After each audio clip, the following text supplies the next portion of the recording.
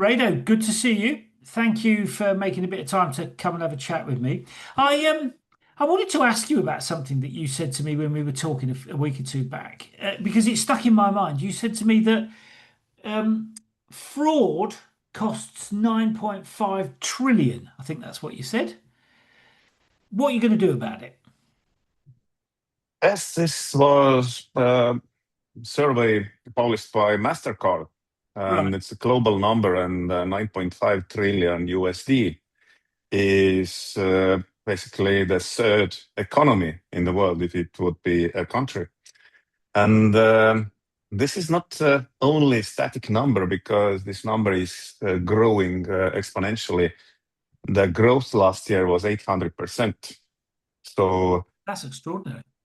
yes, if we are not gonna do anything, this number will be 8 times bigger. I don't know if it's possible even because 9.5 trillion is already so big.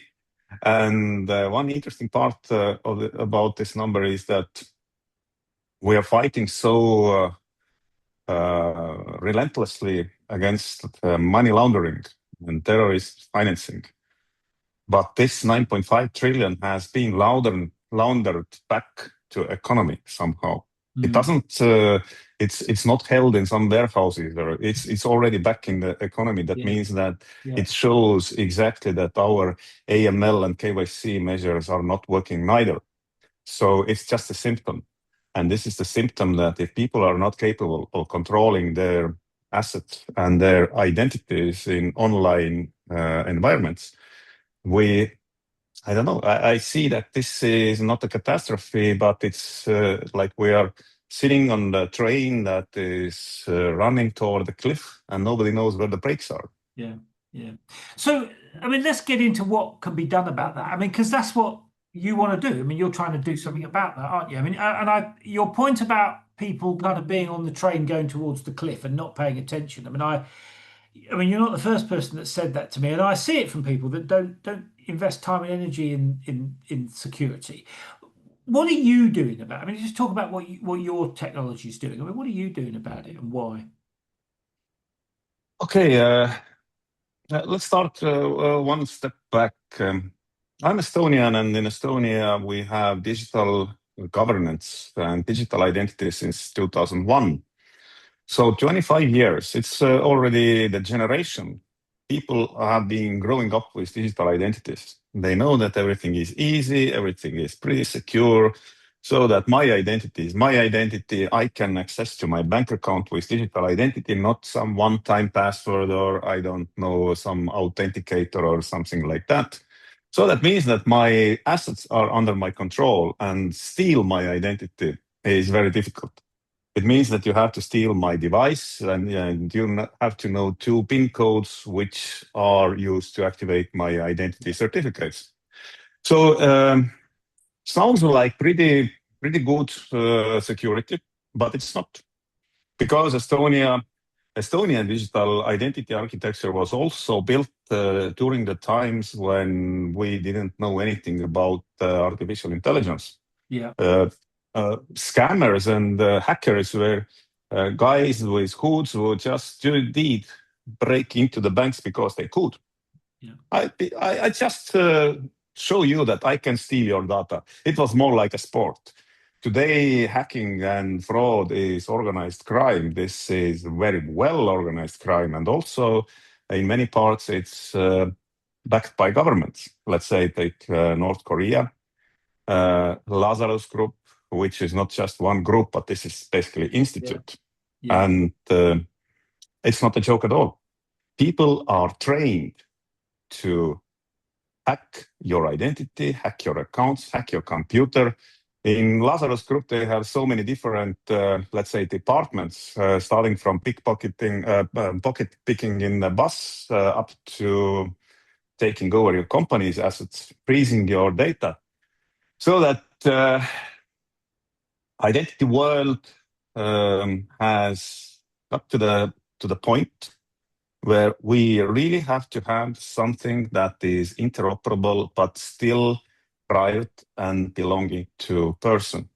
Yeah, so Everything's let me just clarify something there. So just to get this clear for people. So what you're saying is that the whole kind of cybersecurity threat, if you like, is, it's not isolated people trying to steal your phone anymore. It's sophisticated organized crime.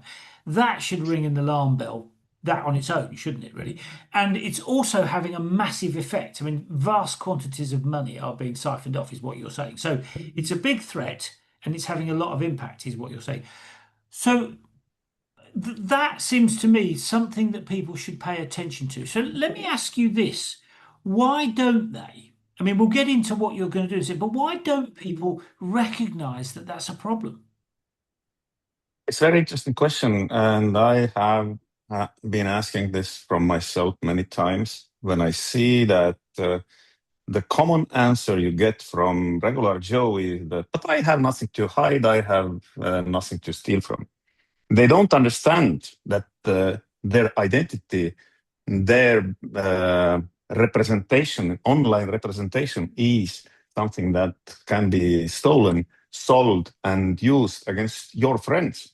For example, if your Facebook page or messenger is taken over and it starts to send to your friends some strange links or some invitations or in investment scams. So there are so many different possibilities. That means that you have become a tool. You were worth stealing. And but still, even last week, I spoke to people, and they said that I have nothing. I have a couple of hundreds in my bank account, and if they steal it, what happens? But happens. You and people who trust you are the value which is stolen if your simple thing like Facebook page is stolen. So that's why half of the answer is that regular Joe thinks that it's the same like why should I wear seatbelt in the car? It doesn't happen to me. People always think that it's not going to happen to me. And this is very dangerous because people start to pay attention only after it has happened to them. Yeah. And then it becomes, but then it's already too late, of course. But from the other side, if we take that we can't expect that governments will solve this problem for us because, okay, Estonia has pretty good digital identity. Best in the world, I still say pretty good. It's getting better. It's provided now by private company SK ID Solutions. But I must say that only recent years we found out that the architecture of this identity was also flawed because people could use it with social engineering against people. But let's go this a little bit later. Let's try to answer your question, why people don't pay attention. Those people who are working in the banks, they do. Right. I have been speaking in so many conferences during the last years, and in a banking conference, in fintech conferences, startup conferences, and banks, they really do understand that there is a problem because they don't tell us many things. They don't tell us how much they have to pay to insurance or for settlements if people's accounts are stolen. This is something. This is like top secret. They don't tell you that. And this is understandable. But insurance companies are not charity companies. If you are not capable of protecting your customers' assets, we are not securing you anymore. This day has not come yet, but it's not far away. Because, if something is so easily stolen, it's similar like try to have insurance against fire hazard in Los Angeles today. It's not sold anymore because the fires happen so regularly. We can even say. Yeah. So just to clarify then, so it's a big problem. People aren't paying attention, but they ought to. Tell us what because you have a slightly different angle on this thing about identity and privacy. I mean, give us, as it were, what your thoughts are about what we should be doing about that. Okay, I think that you found me in LinkedIn when I was commenting in some together initiative where people are pledging not to have digital identity ever. Yeah. I read this and I'm sad because I've seen myself driving in UK. I saw one truck driver had a big slogan written in the back of the truck that if you can avoid one thing in your life, avoid digital identity. It's not only stupid, but this is even dangerous because that means that okay, we can do it. Yeah, we can refuse using digital identities, but this actually means that soon we have to refuse from any online services because online services, especially if they're financial services, they need to know. Actually, you need them to know that this is you who is touching the money. Yeah. If there is no digital identity, even let's say in Scandinavia, this is bank ID, but this is digital identity. If you don't use it, if you pledge not to use it, okay, you have, of course, alternative is that you go to the bank, knock to the door, stand in line, get to your teller, and then you get to do your banking. But this is not 21st century, in my opinion. But of course, I understand from the other side that these people who are pledging not to have digital identity, I understand their problem because governments, they still think that that citizens are their subjects, so that they can control like personal data of their users. Not users, sorry, I'm talking in business terms, but personal data of their citizens is their national asset. I don't think so. I think that this is some mentality that must be changed, because if government wants to know what you do and builds digital systems in a way that they can have access, where did you go or what did you do last summer, that means that hackers, and especially AI-equipped hackers, can do the same. Yeah. And that means that our governments must start trusting their citizens and equip them with tools that represent people's legal identity, what others can count to be true, but everything else behind this door must be persons' private dealings. So that it's similar, like you have your passport. Government issues your passport. You go to, and you can go with this to the bank, and it doesn't track back to your passport issuer because you just carry it physically and you show it where it's necessary. You go cross borders. If there is no, or wherever, you have to verify that this is me. You show your passport. This is physical world. And it doesn't go back to your government unless you do something bad. Yeah. So, I mean, I get your point about people not trusting the government. I mean, I have a sense of that because they're good at doing stupid things. So I think there's reasonable for people not to trust government. What do you suggest we do differently? I mean, just talk us through how, because you're developing a different approach to that. So just what do you want to do that's different to what the governments are doing currently? Yeah. My opinion is that governments are good in doing one thing, keeping our records since we are born. Yeah. They have to do it. They have to do it in different purposes. They want to collect our taxes and so on, of course. And this is what they're doing well. And that's why, as now they are issuing passports with NFC chips inside, that means that they are equipping people with passports which can be read by machine. Yeah. And this is very good part. And I think that this is where government's party or government's role should be already close to the end. Okay, I would say that if government is capable of issuing digital identities like Estonia, it's very good. Estonia started to use digital ID card with cryptographic chip or basically HSM built in 2001. It was made mandatory for everybody. And that's why Estonian digital identity took off. Because in 2001, okay, let's say it was the building of digital identity was started in 1996, if I'm correct. And even Estonian people in Estonian government said that this something like digital signature, which is equal to handwritten signature, will never happen. And now, since 2001, we have it. Yeah. And it has made completely, it has revolutionized Estonian business environment, digital environments, communication with the government. And this is very, very good. And this is good, but let's keep it there. Now, if I want to use my digital identity in private organizations, let's say that I want to go to casino. I want to buy liquor online. I think we all agree that it's better if minors are not having access to online buying alcohol, because nobody can check if they are who they claim to be. So I wouldn't want to use my government identity for going, let's say, adult services or buying liquor or going to casino. I don't want them to know where I go, because this is my privacy. And our privacy is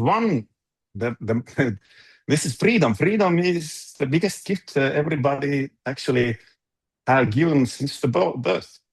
And now our governments, if they think that they can monitor what we are doing, then actually they are already trespassing this limit where they're supposed to set back. And that's why my understanding is that we are building a system where you can use your government-issued digital identity, wrap it into the most secure digital identity certificate in the world for today, and you can use it without username, password, or email address. You don't require email address even for setting up your identity. So we have eliminated all those three attack vectors. So let me just clarify then. So what you're saying is you can create a digital identity, but you can also keep it private. Yes. So this is what we are doing. You're using your national digital identity once, and we make it Estonian style identity certificate, which you can control with 2 PIN codes. But we will, at the same time, we build like a wall between government and your private life. We fix on the wall that this is you, your governmental ID, digital identity says who you are. We give you your personal identity vault where you keep your data, and we we create for you even a zero knowledge identity, which means that the first identity certificate doesn't even contain your personal data. It contains, let's say, that you are older than. This is calculated for your certificate, so that you can visit alcohol store, or even, I think very soon across Europe, there will be limits for using social media. That you have to be at least 15 or 16 years old, but that means that everybody must prove their age, not only minors, everybody. Yeah. So that means that there must be a simple tool that I don't want Mark Zuckerberg to know who I really am. But if law says in Europe that that Mark Zuckerberg cannot provide me a service without knowing that I am in legal age, that means that I have to prove it. And I would like to do it in a manner that anything else will not be revealed. So your technology is really about protecting people's privacy. And who are the buyers for that? I mean, is it big companies that buy this for their staff? I mean, tell us a little bit about the market for this stuff. Well, I can see why individuals want it. Yeah, this is. I think nobody wants to buy it. That's why for individuals this is free. Right. But service providers like Facebook or you just name any service that is required to verify your age, they don't have any other means. There is in Europe, there is now something called Base Age Verification Alliance, where IDV companies, IDV means identity verification companies, they have created alliance so that somehow they have to verify any online service user's age when this is required. And they do it once, and then probably the service provider can be happy with that. But depending on the regulatory environment, some countries may say that every time it must be re-verified, which makes sense as well.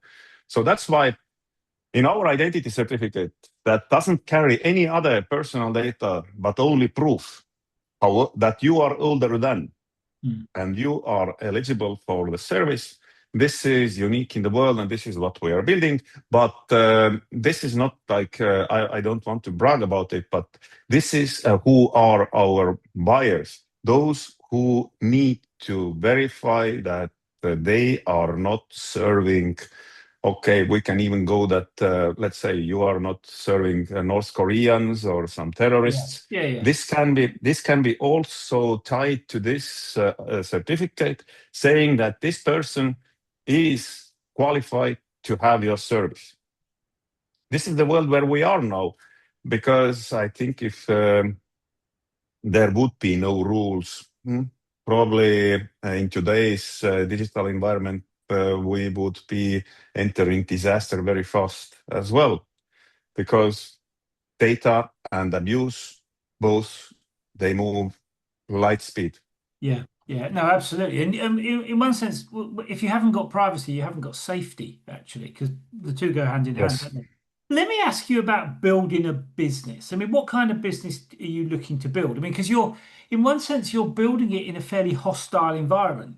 I don't mean that in a weaponized way, but the government have got one view about how they want things to work. You are quite a large group of people think that there should be a greater focus on privacy and not allowing the government to get their hands on things. I mean, how do you build a business in that context? I think that we try to offer greater value, and we try to keep harm away, because regulations are coming from politicians. Politicians, politicians actually don't create those regulations that say that you have to be monitored. This is widely unpopular. This is politician level, but there is officials level.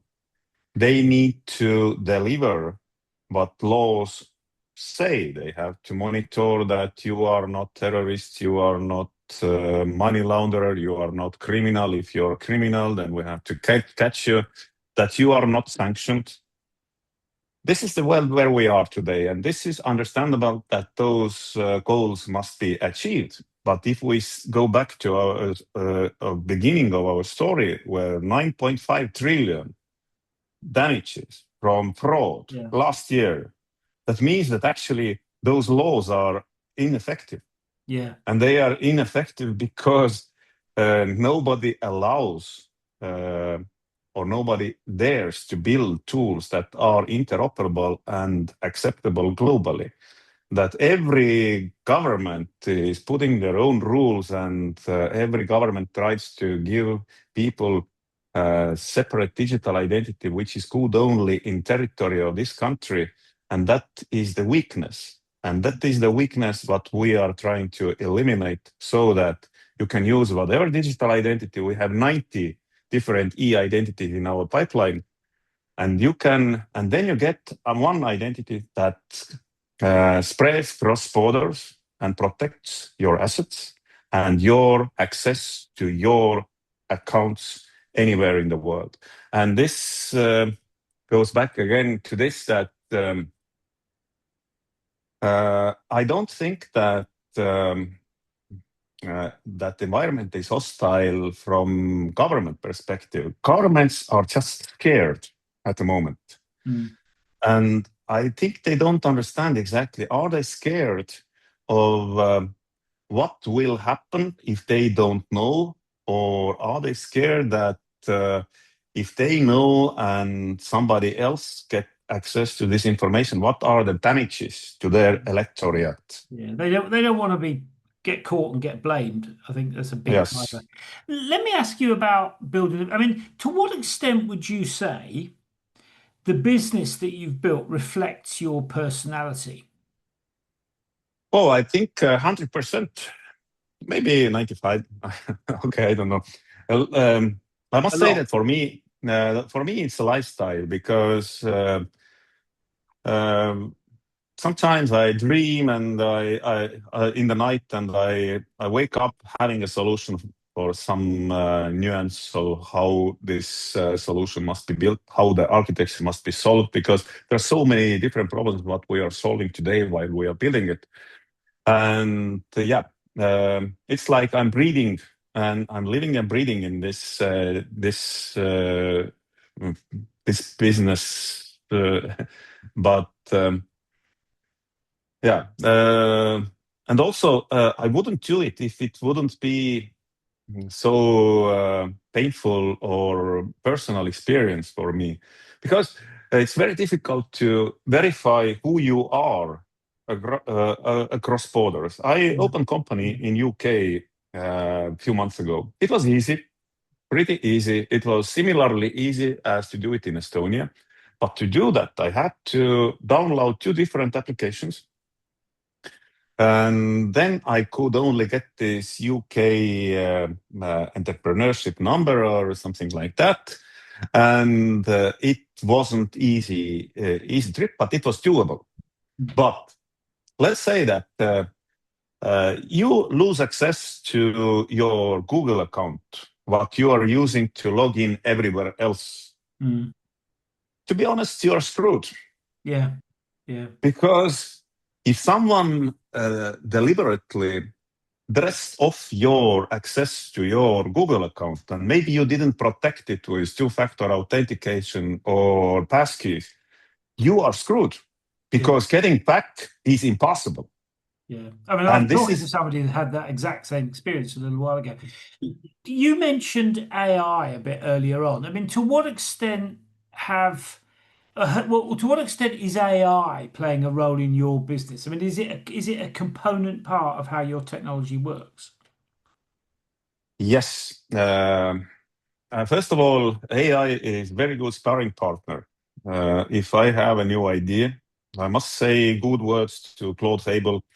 And of course, before I say that, I must say that today in the morning when I was swimming, I found myself thinking that everybody in the world are feeding all those AI models with their business ideas and getting reflection that and basically everybody freely give away their intellectual property.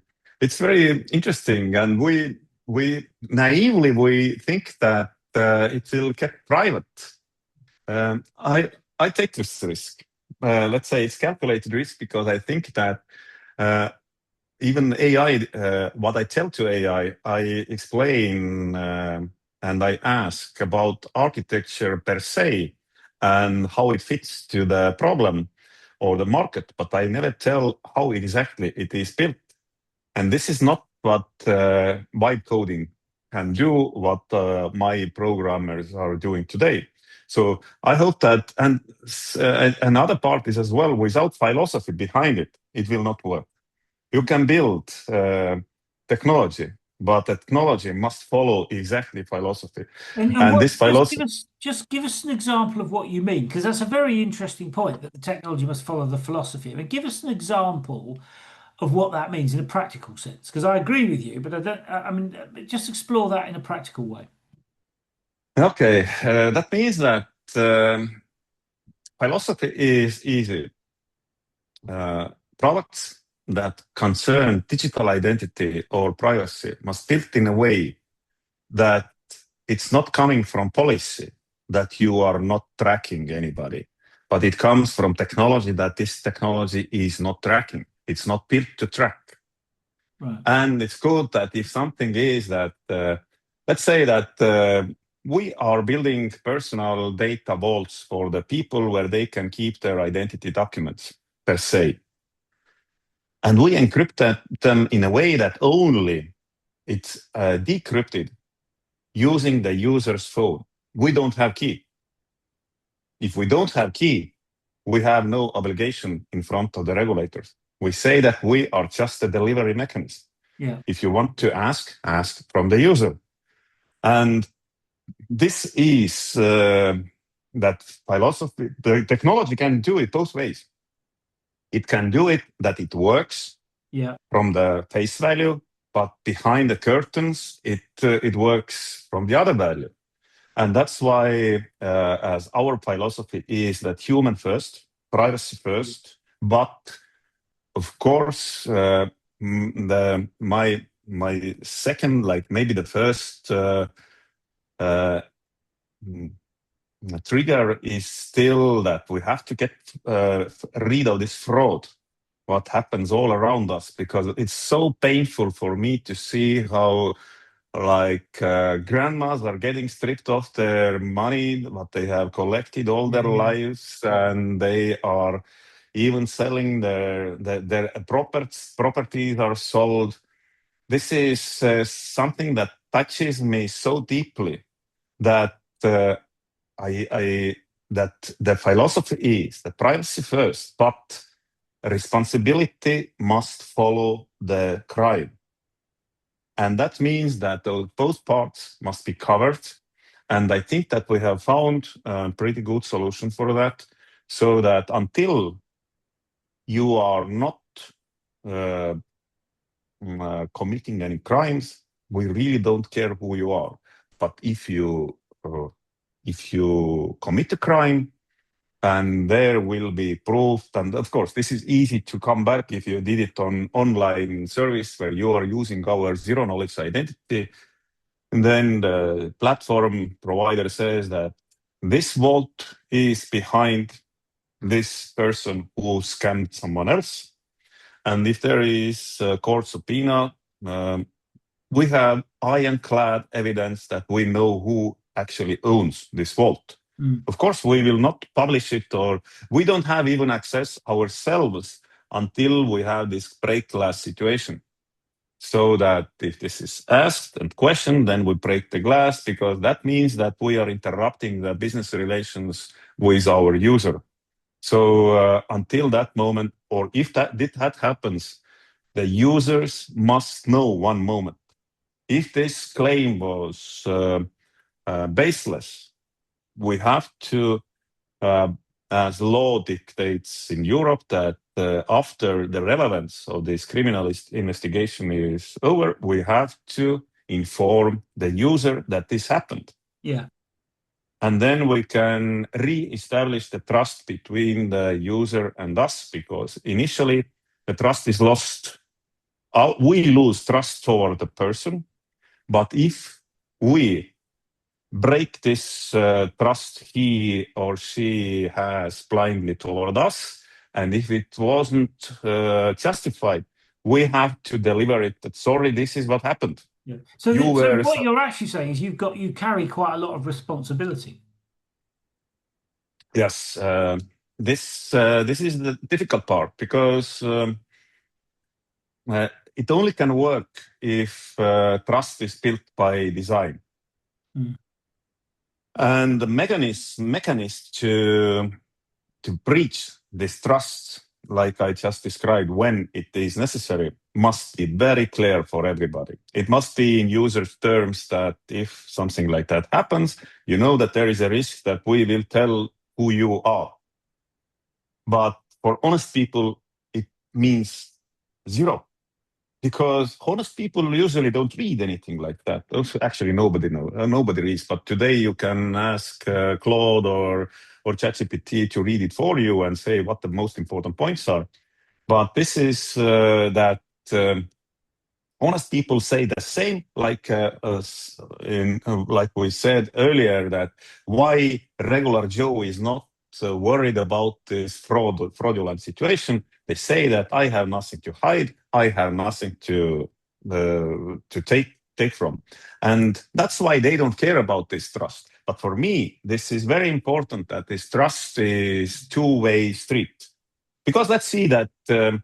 Of course, we build our system in a way that we can't track where did you go with our identity. We don't know it. And we build it in a way that any new place you go, you have a new username. its username is like your user identification. Username like this, this is, we don't use this at all. And so this user identification is always different. That means that different services cannot detect that the guy who bought cigarettes from online store here is the same guy who is buying alcohol from this store. Yeah. Okay. So let's talk about being the CEO in that situation. I mean, how do you feel about the job of having to piece all that together? Because it's a complicated game. And, if you get it wrong, I mean, there's an accountability issue there. I mean, how do you feel about the job? Yes. It's a tough question to say because, first of all, CEO is not only responsible for the product or how the product is built, because if CEO, okay, there is another layer that I'm also founder of this company and co-founder of this company. That means that I am fully responsible for the product or service we are building. And that means that I can't lose my face in front of our users.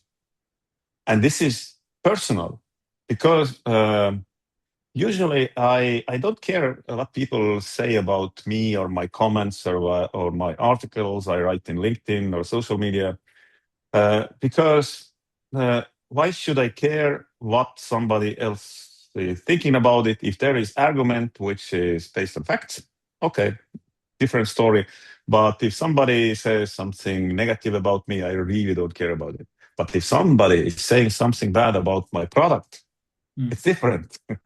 Because this is like my baby, what I really want to be the best baby in the world, so that the baby is respected and also helpful for everybody. So that part is of course difficult. But the other part is that I have responsibility in front of my team as well, because they have become to believe what I believe, and they become your family in a sense, because our company is small, like all startups in the beginning are, and we don't have these corporate quarterly numbers problems yet, and that keeps it humane. And humane means that yes, you can't fail your team neither. So this you must is feel that. I mean, what you're saying is you feel that responsibility. Yes, but the interesting thing about startups is that yes, you feel this responsibility, but you can't let become this a burden. Yeah. Because So and how do this you is stop it becoming a burden? Because it could quite easily. I mean, how do you stop that happening? yeah, this I don't know. I think very important part is that you believe in what you build, and that and you are so inspired of your let's say your business, what you are building, and you inspire your team with it, and that makes it this is our collective burden. It's not mine only. So that there are different layers, I would say. But yeah, I think very important if you are building something but you're really fond of, very important in this is that you have ability to switch yourself to some different channel. Yeah, You can't be thinking. You've got to protect your own well-being in Mhm. those circumstances, isn't it? Because if you don't look after yourself, you can't help anybody else. Let me ask you That's about what you've learned from the experience. I mean, from when we've spoken in the past, I mean, it struck me that you've been on a bit of a journey and you're doing something that's very different to other people. So there must be quite a few naysayers, if you like. I mean, what have you learnt about, what would you say you've learnt about leading people in those environments? mm. Yeah, leading people is different. It's very, very, very tough cookie. Let's say I was 8 years in military. I was in military intelligence years ago, and that's why I know how those how the other side thinks. and that's why I respect it and I understand what are their responsibilities. But also, I was in military training, and I must say that leading with that, okay, leader must go himself first and give example. This is easiest. I actually don't think that I could lead someone from sitting in this chair and just telling them that make it happen. I think leading means inspiring, directing, listening, and yeah, leading comes with one big responsibility, that someone must take a decision, and this decision is only yours. It's not that you can share this burden, and if you made a stupid decision, it's your decision. It's not the team's. You've got to own it, haven't you? But Yes. and let me ask you about that. I mean, what would you say you've learned about decision making? I mean, decision making in the military, intelligence department or not, I mean, is different from decision making in a sort of early stage startup. I mean, what would you say you've learned about decision making? Are you, for example, a better decision maker now than perhaps when you were in the military? I mean, what's your take on that? In military, there are much easier decisions, to be honest. And in military, it's officially taught that bad decision is better than no decision. Yeah. You can say in startup.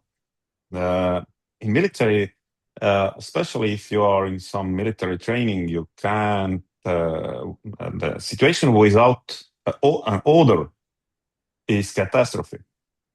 Like if something critical happens, there must be decision, even if it's wrong. It's better than no decision.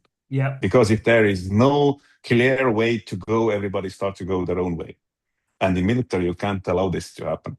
In business, it's a little bit different, because in business, if you take a wrong decision in a wrong moment, because you didn't have maybe full picture, this can be a catastrophe. So in business, sometimes you can wait, and it's very difficult, because if you are in tense situation, if you are in negotiations with some investors or about money, then and you are running out from your burn rate is higher than you see that your investments coming in. It's very easy to sell yourself cheap. And maybe you save the day, but in 2 weeks, figuratively, you lose your company. Yeah. So, and if you lose your company, actually everything else you did was meaningless. Well, to come back to the question that we talked about earlier on about the relationship between your identity and the company's identity, they're often quite sort of closely linked, aren't they? So, and I've spoken to founders that have lost their companies, and it's a deeply difficult, painful thing. Yeah, it has happened to me as well, and I really must say that if you are founder and CEO, then basically you are the company, and you mix yourself sometimes that where is your end and then where starts the company. So that's why it's very personal. Yeah. And this is not like somebody can say that, oh, it's not personal, it's just business. If you are stripping off founding CEO from his position, it's always personal. And it doesn't matter that it's just business, it's just words. It's not business. It's, basically. It's because it's their identity. It's part of their identity, isn't it? Yeah. Let me ask you about screwing up. I mean, you can't help but make mistakes if you're a CEO. That's been my experience. I mean, there are only two kinds of CEOs around. There are people that make mistakes and people that pretend they don't. And one of the things I like about CEOs is, for the most part, they're fairly open about when they've screwed up about things. I mean, tell us about the biggest screw up you've had, and what impact did it have on your company? There are so many different levels where you can screw up. And what to say, what's the biggest? I think sometimes the biggest screw ups can happen before screw up happens. For example, I used to be a founder in one also identity company where I was one of the 9 founders and CEO. And I didn't know that time that fundraising for such messy founder structure is almost impossible. Yeah. Because if you are CEO and you have 1/9 of the company, that means that you don't have any power. Yeah. And if you don't have power, you still have responsibility, but you can't exercise it, because if you are making unpopular decisions, you are voted off. Because democracy is not the way how you rule or how you lead the startup.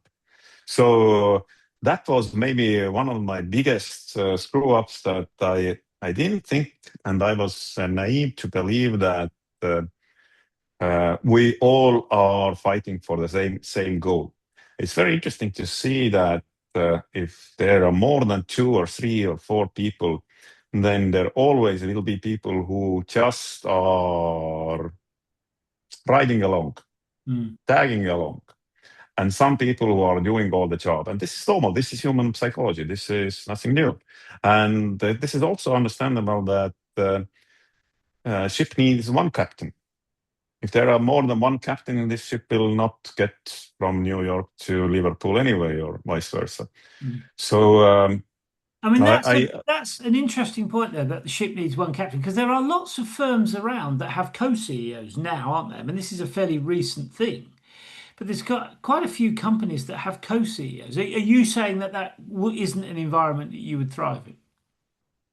I think in these cases, there might be a situation where founder CEO is very good in inventing something new and very bad in administrating what's already done. And I am very bad administrator myself, and that's why I have COO, who is very precise person and very organized. And I really need her next to me, because she is everything I am not. Yeah. So, that's actually a really important lesson, isn't it? Is that you recruit people that are the opposite to you, not the same. Because that's actually a really important part of that dynamic, isn't it? You need somebody that can do the stuff that you can't, and that you can do what they can't. That's how you create a great team, isn't it? Yes, exactly. So I absolutely agree, and that's why I knew it from the beginning. One thing what every CEO must do is look at the mirror and accept who he is, because sometimes if you pretend that you can do everything and you try to do everything, then you fail. That's why you must really accept that my limits are here and my advantages are here, and I play on my strong cards. And others with strong cards in different areas, they will do the other part. And then this is success. And and it comes, of course, that you have to trust your team. Yeah. And accept them. Yeah, I mean, and I think that's a really important point. Let me ask you about that then. So, what would you say is the key to being a successful CEO? I think this is exactly the same. Know your own weaknesses. We all do have weaknesses. And I think one more thing, what I've learned recently in recent years, is that self-discipline is a crucial part. And when you say self-discipline, what do you mean? Just explain that. I mean, give us an example. Promises you make to yourself, you have to keep. It's usually better you don't tell anybody else about those promises. Everybody are making usually those New Year's promises. Don't do them, but do promises for yourself. And especially, I'm 50 plus, so that means that in a historical way, man in this age supposed to be already getting ready to die because functions supposed to be done, and relax and enjoy the ride. But if you want to create something in this age, then you have to keep your physical physics in getting very good shape. you have to really keep a discipline in this part, so that you have to work out and you have to keep your body strong. Otherwise, your mind is the next which is going weak. It's not easy, but discipline is an interesting thing that if you get used to it, it's becoming easier and easier. And one moment, this is part of your life in a way that you just are strong, and you're strong because you kept promises to yourself. So this is the part of the discipline. And one more thing I wanted to add to this, being a good CEO, is that good news are for sharing with the team. Bad news you can only share with your shareholders or co-founders, but you can't show your weakness ever to your team. Because why do you say that? Because some people would say it's better to be vulnerable. Why do you say yes. I've heard so much. This is like so popular in latest years, that we all are human, and our vulnerability makes us more human. But let's say that in the crisis, your team wants to rely on someone. And if this someone is weak as well, there is a panic. So whatever happens, the captain must stay calm. And that gives order even in the worst case scenarios. But if you start panic yourself, then basically the fight is already lost. And I feel sorry about all the investors who have invested companies where leaders think that they have right to be weak and demonstrate it. Everybody can be weak, but be weak yourself, find yourself a way out, but don't show it to your team. That's an interesting perspective, that, because it's very different to the kind of current thinking about vulnerability, isn't it? I mean, I guess we're going to see over the next few years whether the alternative model of being vulnerable plays out. I mean, it would be interesting to see that. Well, let me ask you one last question before we wind up. I mean, what advice would you offer to a CEO just starting out on a journey like yours? Read. Reading is different today when what it used to be. Ask right questions from your AI agents and your AI friends to find right reading material. Ask them to resume this text, which is maybe too long to read because time is limited. But the habit of reading on your topic is fantastic key. We don't like to read anymore because we prefer scrolling, and scrolling trains our brain to be hungry for more information in less time frame. But reading is slow. But thanks to that reading is slow, your brain is capable of recording necessary knowledgement. And especially, I see that today I'm speaking in so many conferences, and I'm so surprised to see that people are coming to panels and keynotes, and they're talking about some common knowledge, which is like basically newspaper level knowledge, and they haven't even read regulations below these news. They don't know even facts, and this makes me sad. And of course I understand it. So if you want to be a good CEO, that means that you have to be absolutely informed about in your niche, what you are doing. You have to be the smartest guy in this niche. And you can only become the smartest guy if you see what has been done before, if you read about it, and you build yourself above it and from this. Yeah, I mean, it's a great piece of advice, actually. I mean, what you're saying is you've got to know your stuff. And, I think that's good advice, really. I mean, if you're a CEO, you've got to know your stuff because that's what your job is. So yeah, good advice. Raido, thank you for taking a bit of time to come and have a chat with us. I mean, it's such an interesting area that you're involved in. I mean, this whole debate about security and privacy and digital identity. I mean, it's been a bit of a hot topic here in the UK. I mean, we're not quite as well down the road as you are in Estonia, but it's very sort of hot topic here.